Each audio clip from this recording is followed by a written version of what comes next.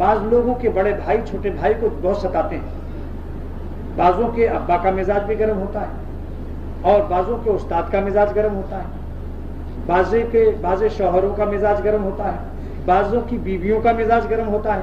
شوہر تنگ ہے, ہمیں ہر قسم کی پارٹی سے پالا رہتا ہے. کیوں تعویذ لینے جب آتے ہیں تو بعض یہی کہتے ہیں کہ بیوی ہر وقت لڑائی کرتی ہے.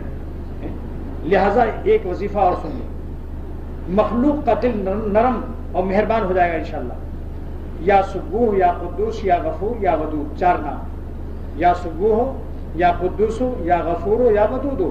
سرکاری ملازم اپنے افسروں کے پاس پڑھ لیں اور اب جہاں پڑھ لو گے انشاءاللہ اس کا دل نرم ہو جائے گا.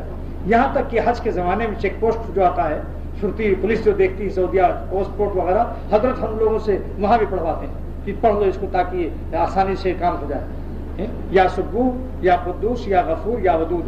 اگر بیوی پڑھے گی شوہر کا دل نرم ہو جائے گا.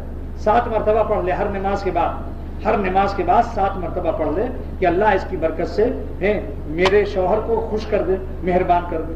اگر بیوی کی طرف سے ظلم ہے تو شوہر پڑھ لے کہ اللہ اس کی برکت سے بیوی کا دل نرم کر دے.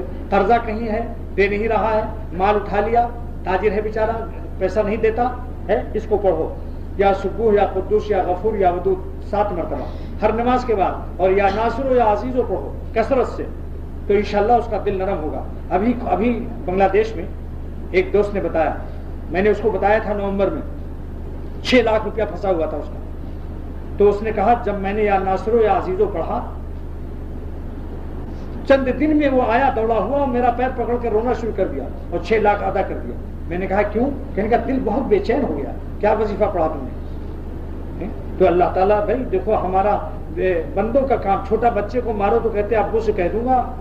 بھائی دیکھو محلے میں اگر چھوٹا بچے کو کوئی بڑا بچہ مار دیتا ہے تو کیا کہتا ہے وہ, ابو سے کہہ دوں گا, ابا سے. ارے میاں ہم کو اپنے ربا سے کہہ دینا چاہیے. میرا ایک شعر ہے, میرا پیام کہہ دیا جا کے مکان سے لا مکان. میرا پیام کہہ دیا جا کے مکان سے لا مکان, اے میری آہ بے نوا تو نے کمال کر دیا. اللہ نے ہم کو آہ دی ہے, اپنا غم اپنے اللہ سے رو لو. بس یہ چند باتیں عرض کر دی.